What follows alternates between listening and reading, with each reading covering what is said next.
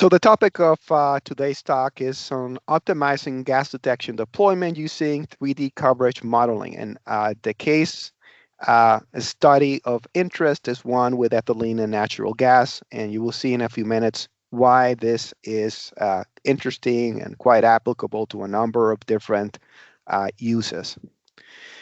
So for this agenda, I will talk about the physical principle behind infrared gas detection, just to give us a bit of a base to understand the topic a bit better.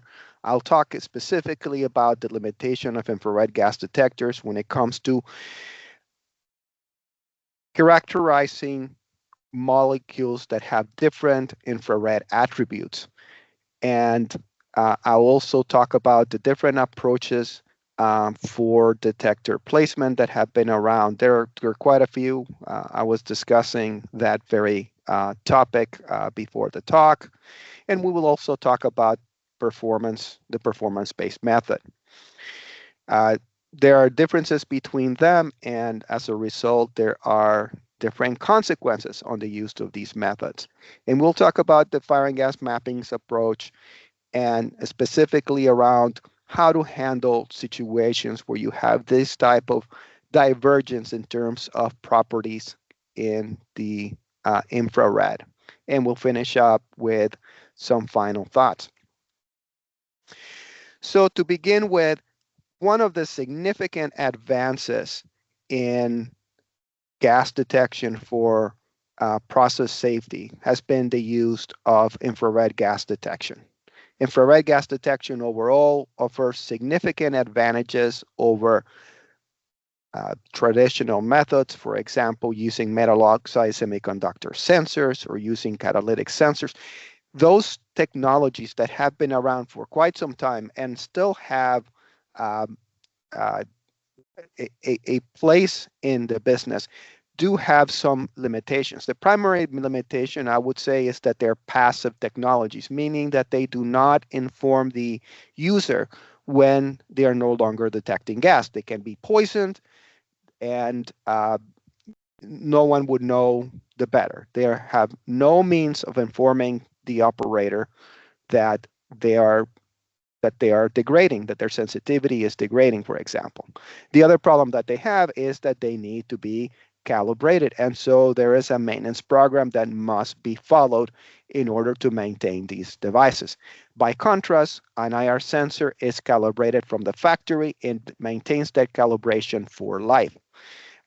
So that's a significant improvement. And the other one is, again, it's not affected by poisons. It's not affected by oxygen levels. So significant differences. And one would say, well, under those circumstances, why would you even use catalytic sensors or metal oxide semiconductor sensors? That's a topic for another discussion. But if we just concentrate on infrared sensors, we will know that they are broad-based detectors. And to make that point a little clear, I will show what they do. What I have here on my right-hand side is the infrared spectrum of methane and ethylene. And I'm showing what are some of those peaks or absorbances that are associated with these molecules. And if you have taken first year organic chemistry course, you will know that these absorption peaks are related to different frequencies that these molecules have. So it's related to chemical structure. A hydrocarbon is the primary bond of these molecules, and you can see it here represented by the H and the intersection, which is the C. And so there are different types of motions that take place. You can have a stretching motion, you could have a bending motion, you can have a rotation motion, depending on the type of molecule. You have far many more degrees of freedom when it comes to a hydrocarbon like methane than you do with one that is ethylene. Ethylene has a double bond, It's a stiffer bond than a single bond, so it doesn't stretch as much. But the nice thing about the fact that you have hydrocarbons is that all of hydrocarbons have a common hydrocarbon stretching. So the C and the H stretch kind of like a yo-yo, going back and forth, back and forth. And that absorption occurs at about 3100 wave numbers, which is that line that is represented right here, and you can see it with ethylene represented right here. And I can go and look at the IR spectrum of ethane. I could go for the IR spectrum of dodecane, and they pretty much have a version of this peak right here. Of course, they have other peaks that you will see. There's one associated with the CH stretching for the double bond, for example, which is this one. But what has been the primary driver for the development of IR as a gas detection technology is that they all have an optical filter at about 3100 um, wave numbers, or 3.3 micrometers. So regardless of the model that you have, they will have that specific um, uh, optical filter.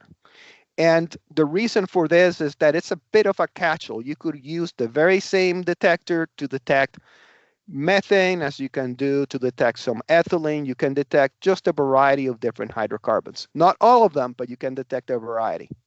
Now, what does happen is that um,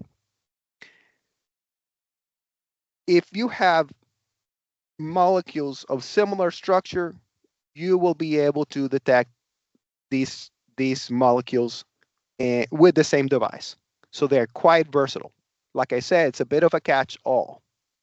But on the other hand, when you start to see large changes in chemical structure, there are limitations to the breadth of detection that these IR devices can have. For example, there are some molecules that are weak absorbers of infrared. A good example of that is ethylene. You will see it in a minute. The other one is a mixture like kerosene or naphtha. So if you have naphtha and you have methane, they have very different absorption features, and that results in having to compromise. Sometimes the compromise is acceptable. It really depends on your application, but sometimes it is unacceptable. So you have to ensure that you're looking very carefully about the use of infrared gas detectors. And if you are fairly concerned about this, you will need to have a detector that is dedicated for gas A and another detector dedicated to gas B. Let me make this point a bit clear. Assume for the time that I have a methane calibrated gas detector. And here I have, just for the fun of it, plotted gas concentration reading and percent LEL with percent of the gas applied. And you will say, well, Ed, what's the problem here? I understand that if I apply 20% LEL of methane, I should get a reading of 20% in my device. My device should match what my gas concentration is in the atmosphere. And that's absolutely true. This is what we do in calibration. We ensure that all the points are matching one by one, 50% LEL gas applied with 50% reading. But well, if you have that device and instead of being exposed to methane, it gets exposed to methanol, methanol vapors, well, your reading is not going to match for the reasons that we described before. It has a different chemical structure, even though it shares the same hydrocarbon bond, the CH bond with methane. In fact, it does have a slight shift and a difference in terms of absorbance. And in fact, it happens to be much more absorbent than methane itself. And as you can see here, the gas curve for methane, or excuse me, the calibration cross sensitivity curve is much sharper. So that when we get exposed to 50% LEL methanol, we are going over range. So this is a particular example where perhaps having a methane calibrated detector is not suitable if you know you will have exposure to methanol. Again, this is a question for you as an end user, whether this is acceptable. You will have to make a compromise. If it is okay by you to say, well, um, if I'm going to alarm in an overrange condition, maybe I'll use the same device for both. The opposite case is the one that I'm showing here with ethylene. With ethylene, ethylene is a far um, weaker absorber of infrared light at 3.3 micrometers than its methane, and you can see the corresponding lower readings. Any questions? Okay, well, let me go on. Let's take the opposite case. Instead of having methane as the calibration gas, I happen to have ethylene. So again, right now, what used to be the lower curve is now the straight line. So we have one-to-one correspondence between gas reading and percent of gas applied, but look at what happens with the curves for methanol and methane. They pretty much go over range right about 20, not even 25% LEL. So in this instance, you can surmise with good reason that if you had an ethylene calibrated IR detector and you were expecting to have this device get some exposure to methanol and methane, well, maybe it's just not a good idea to use the same device to measure all three um, analytes. You will have to make a choice. Maybe right in this case, a compromise is not feasible. You will need to have dedicated detectors.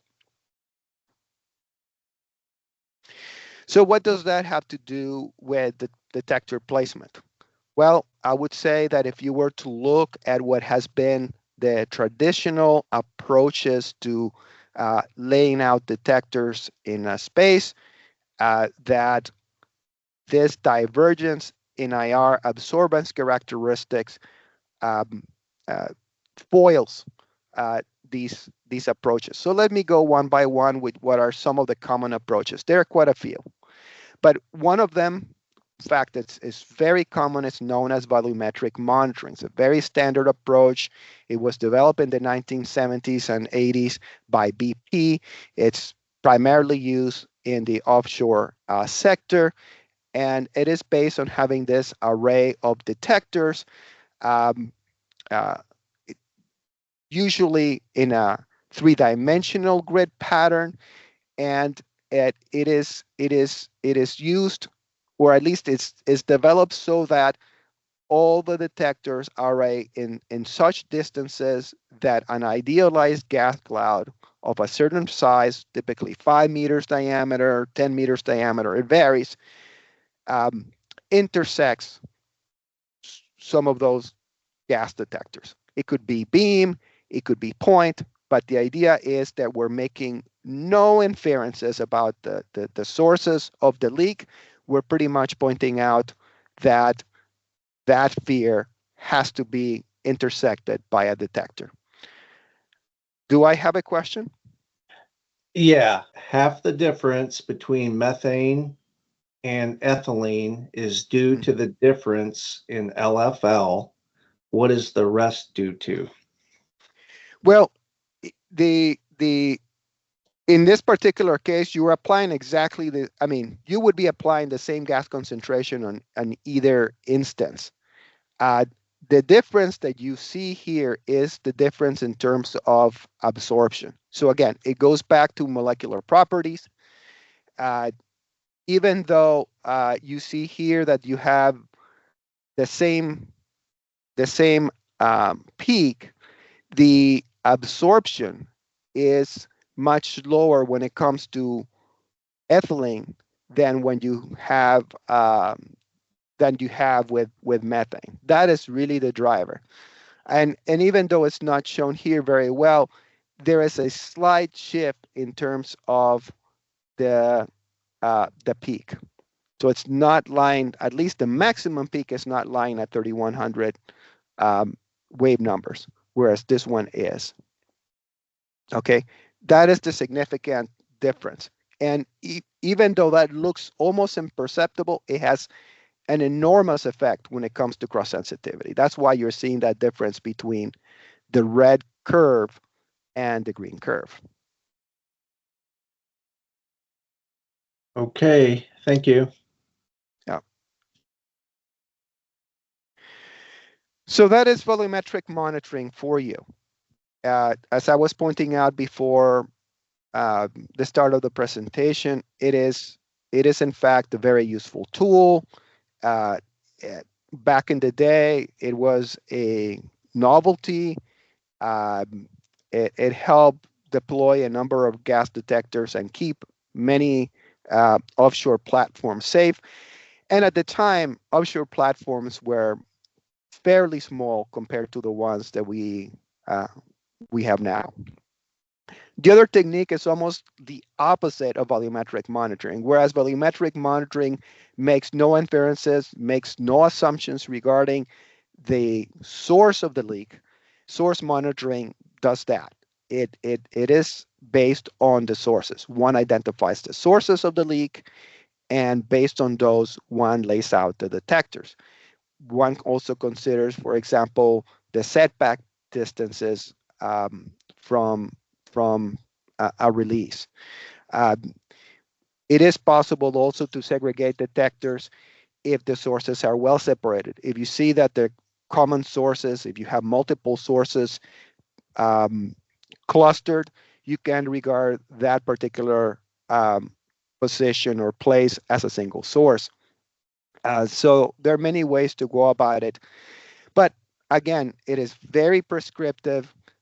It you have to assume that that leak can go out in all directions.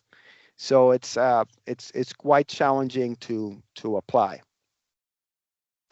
The last one is the equivalent of playing zone in basketball. It's saying, look, we do not know where the gas leak might be. We do not even know its size, but we're going to protect the places where personnel are either walking or will congregate. And that's very common to use this, for example, in paths, in mustering points, perhaps even in in uh, central control rooms. And the idea behind that, again, is to place detectors in normal path of travel. So as you can see, all of these arrangements lead to a different um, philosophy for laying out a facility, but none makes a distinction if you have different types of hydrocarbon. How are you going to account for those? Perhaps with source monitoring, you can say, if I have a directly segregated source that is only for methane, I'm going to use a methane detector. And I have a completely different source for methanol, I'm going to have a different type of detector. But I would say beyond that specific case, the other ones allow for no distinction between the two. And you don't have a specific rationale for separating them anyway. The consequence of using these prescriptive methods is that they tend to generate inconsistent protection levels. This is by I find this to be so common that and it happens everywhere. It happens.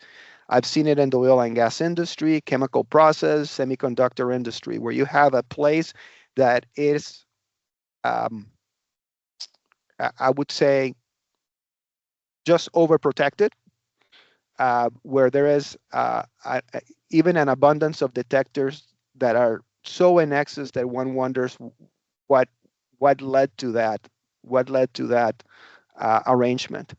And then you have other places where you have absolutely little or nothing. The other thing that I have seen, for example, is the use of high quality, high reliability devices, and then poor placement or poor communication protocols between the sensor and the logic solver.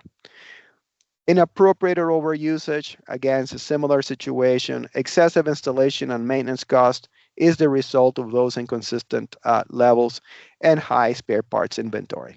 And as you can see, if you have to have dedicated sensors for the different hydrocarbons, especially when they have this diversity of IR absorbance attributes, then your inventory will increase. So, what might be a solution?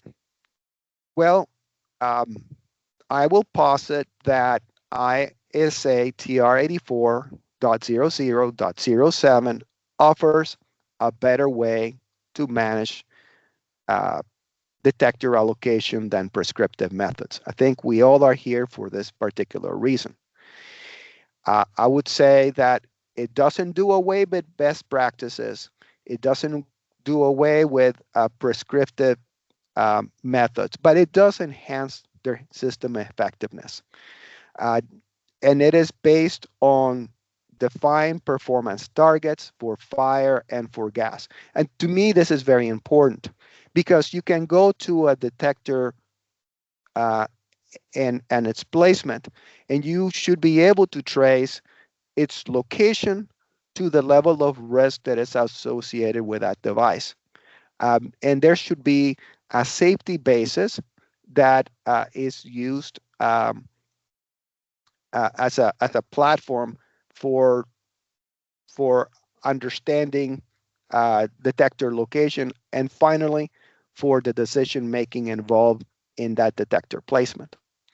It uses computer modeling to define incident outcomes, and this is very, very useful because we're no longer making assumptions about gas clouds. We do not need to um, assume that they're going to be spherical in diameter. In fact, there are no gas clouds in the real world that are spherical in diameter. And instead of looking at the what is within the device's range that they can detect, we're looking at almost the opposite situation with gas. With gas, we're looking at what is the gas cloud dispersion, what is the extent of it, and based on that, placing detectors so as to detect that gas cloud upon dispersion. Moving on. So, what happens when you have a scenario where in a specific room you have two gases of divergent characteristics together? Here is the case of a gas compressor building, or rather a section of a gas compressor building where here we have a dispersion model of methane, and methane is uh, the fuel for the gas compressor. And we also have ethylene, which is the process fluid. It is the um, fluid that is being compressed by these units so that they can be transported over longer distance through through a pipe network. And as you can see from one fair look, these releases look very similar. I should also point that the prevailing wind direction within this space is in the direction that I'm pointed here, so it would be toward my left. That's why you can see the gas cloud going in this direction. Now, because methane is has a lower density than air, you can see that some of it is actually rising toward the ceiling, whereas for ethylene, which is neutrally buoyant, it's really just staying within its lane. It's not either going up, it's not necessarily going to the floor either. So that is the situation that we have right now. And based on it, we want to ensure that we have an appropriate number of detectors for uh, for this space. And again, this is just one compressor, and I would point out that the compressor building had a total of 4 compressors overall. Well, uh, in order to uh, provide a recommendation that was suitable for this particular end user, we recommended 2 detectors to be placed near the gas compressor itself, one above at about 10 to 12 feet, and one right next to it at about 3 to 5 feet. So one uh, uh, right about the time or the height to detect methane, perhaps other, for example, to detect more ethylene than methane itself. And we would stagger these for each of the other 4 devices. I think in total, the recommendation was for 8 detectors plus an additional 2 in in another a small corner of the building. But as you can see, modeling allows you to look very carefully about the uh, progression or evolution of the gas cloud and place the right detectors to provide you the maximum detection coverage. Any questions so far? How many scenarios were used to model this dispersion? Once again, how long did it take to model this? No. How many scenarios? How many case leaks were used to produce this model and location of the gas detectors? We use we use we use it by angle, so we use almost 360 degrees, and we just effectively poke a hole in every one of those gas compressors around it to ensure that we have cut every single scenario. So yes, it's on the order of about 300, close to 400. Okay, thank you. And again, the idea behind it is that we have a prevailing wind direction where we're not relying on only the prevailing wind direction to make this determination. We examine the others and we look at what the dispersion is. And and what we develop is and I apologize for not showing it, but we develop is a map of probabilities that has the gradients as to what are the areas where you're most likely to have a dangerous release to the one that is least likely. It looks very similar to this. It doesn't show the gas cloud as I'm showing here, but it is effectively a probability map. And that is the one that we use to model detector placement. It's also fairly computer intensive as mass transport happens to be, and because we're running several different scenarios. Now, one very obvious difference here as opposed to, for example, volumetric monitoring or even point source monitoring is that we require far fewer devices. Here, for example, 2 roughly per compressor has done the job. And if I had to take the volumetric monitoring approach for 5 or 10 meters, I would be ending up with several devices. I would say easily with 5 detectors per compressor. So just to conclude here, combustible detectors, especially IR detectors, are a significant advancement in terms of detection process safety. There's no doubt that they have contributed to reducing maintenance and maintaining a high standard of detection for the industry. No doubt about that. Uh, they are also broad-based detectors, meaning that they can be used for a variety of different hydrocarbons. And they're used for a variety of different hydrocarbons because they have their filters at 3.3 micrometers, which is the um, frequency for carbon hydrogen stretching. Molecular structure also detects that there are certain molecules that have wide range of infrared absorbances. Ethylene was an example. I show you at the other extreme methanol, but you can just go through a list of different organic materials and you will find a wide range. Uh, and that may pose a limitation on your particular detection scheme, especially if you happen to have a space where you have the likelihood of release of two or more of these hydrocarbon molecules with diverse IR properties. They may require more than one calibration curve, and you would have to have dedicated detectors. If if um, if you're unsure, absolutely, I would say that is the prudent step is to have dedicated detectors for gas A and gas B. However, that implies that you are doubling the number of detectors for a given space. And if you were to take a prescriptive approach like volumetric monitoring or source monitoring, or even path of travel, you will be doubling the number of detectors that are needed. Uh, a better approach might be to just use fire and gas mapping.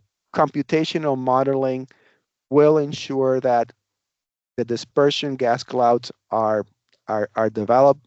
Different scenarios will show the probabilities where these gas clouds are, and you will be able to place those devices in the appropriate spot to reduce the to to protect against those gas clouds. Um, the example that I showed is an interesting one because in this particular instance, the end user was willing to make a compromise and used a single device that detects both ethylene and methane. And the reason behind it is it was twofold. One, uh, both both um, the calibration curves for both or the are similar enough, and two, the gas clouds roughly overlapped. And if I may, you can see that in this particular instance right here. So because they were so close to one another in terms of their shape, the end user was willing to accept a recommendation to use single devices for both. Clearly, if there had been a segregation in the gas cloud, it would have been possible to have dedicated devices. But in this particular case, with that type of overlap and with the acceptance of the compromise by the end user, we were satisfied on using one single type of gas detector. Okay. The other reason behind it is that uh, there would be a higher a higher propensity for alarm, but this didn't affect the end user. The end user was fine with having that be the case. And perhaps I should illustrate it a little bit more by going back to the cross sensitivity table. And let me just um, put it in um, in presentation mode. So in this particular instance, if the customer had had a methane calibrated gas detector, and I think this is the final one, having ethylene release would only mean that the devices would have to be uh, alarming to the lower responsive gas molecule. So you would put your alarms in your logic solver for ethylene. So you would be alarming, say, for example, at 25% LEL uh, ethylene and say 45 or 50% ethylene. So you would be alarming at a much lower level than, say, methane. What happens if methane were to be released? Well, you could imagine that the device would be alarming at about 10% LEL all the way to about 35 to 40% LEL. So this is part of the compromise. In this particular case, the end user said, I'm satisfied, I get it. We're going to be alarming at a much lower exposure for methane, but I can accept that rate of alarms. So that's something to consider. Okay, Edward, we got a couple questions out there. Okay. First one being, what LFL settings were used? In this particular case, the customer decided to go with an a methane calibrated IR detector, meaning that the LEL is going to be the one for methane. Okay. And to be very, very specific, the LEL for methane, I believe, is 4% by volume. Okay. Next question. If the process stream contains mixed gases, then one component can be used, adjusted for composition. For the compressor, were there different process streams? Okay, so if we had, that's a great, great question. So if we had a gas mixture is not the same, and I know it's tempting to think this way, but it's not the same as the pure gas. It will have a different LEL, and that LEL can be calculated, but it's not going to be, for example, 4% LEL for methane. And so the the um, the gas detector will have to be calibrated for that specific mixture. Having having having a methane detector or having an ethylene calibrated detector, for example, is not a guarantee that that mixture is going to be detected. Uh, there's probably some features of the mixture that are going to respond to the absorption. I mean, that they're going to absorb infrared light in a manner similar, but we cannot infer from its components how the mixture is going to respond. This is one of the limitations of IR devices. They're not suitable for mixtures. They're not going to give you a compromise that is easily calculated. Isn't it also about the purpose of your gas detection system? I mean, I saw applications also with IR detectors in polyolefin plants, and when you say use say ethylene as target gas, and over the cross sensitivity, I can also detect other components that are in, but I get a higher reading. So I know I have a leakage. So I use it only as leakage detection, but not to necessarily accurately measure the LFL.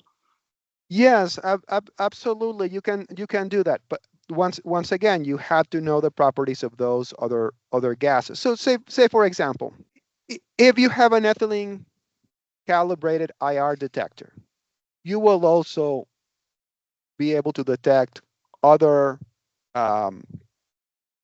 unsaturated hydrocarbons. Butadiene, you're going to detect uh,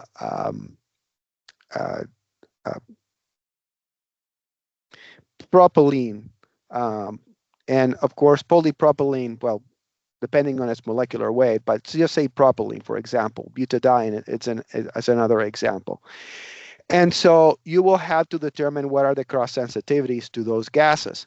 And it may be an instance just like the one I'm showing here on the right hand of the screen, where those other gases are going to go over range at very low exposures um, to the target gas. Mhm. If if your plant, and this is your personal question, is if you're able to accept this is fine. What some operators do, actually, I see it do it quite often. They alarm on overrange. They alarm on a fault. They say, if the device is on a fault, that is serious. I'm going to generate an alarm, or I'm going to perform other executive action, like I'm going to shut down a valve to isolate a source. Um, but that is something that can be done.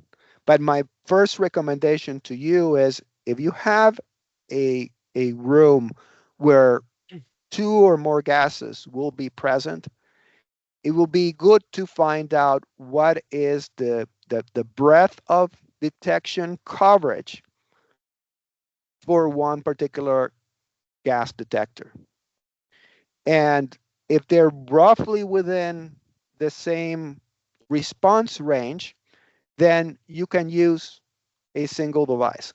If you are unwilling to compromise in terms of O range, I would say then you start to look at other calibrations. So in your case, for example, if you have polypropylene, or just say propylene, maybe you will need a propylene gas detector. If this type of arrangement of O range is unacceptable to you, then um, you will require dedicated devices.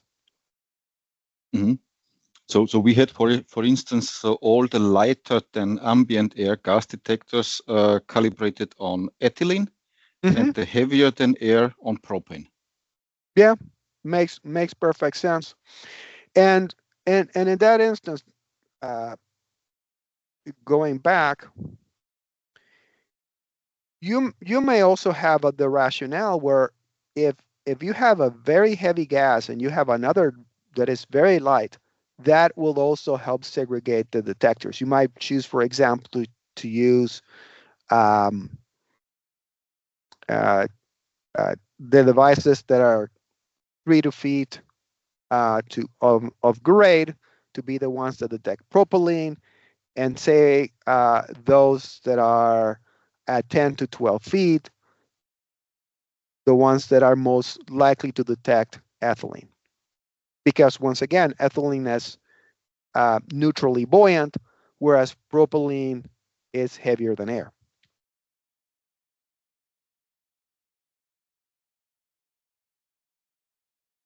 Okay, I see another question came into the chat here. What are the typical settings of LEL of gas detectors to activate the high alarm and high alarm, regardless of their hydrocarbon composition?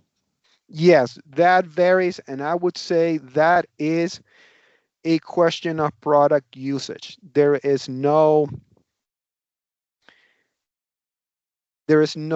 right or wrong answer. I would say that FM, for example, on its a standard for hydrocarbon, or I would say point combustible gas detectors, uses uh, 20% and 40% LEL, uh, but that is not that is not a that is it's not a requirement for you to use those as alarm set points.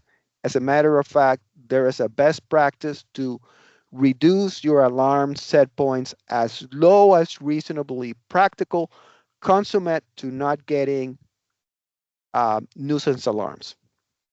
So to summarize my question, because I think I'm belaboring the point, is some of the standards are going to be about 20 to 25% for low, 40 to 50% for high.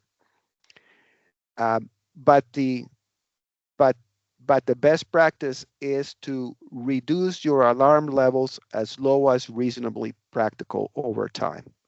And that is not my idea only.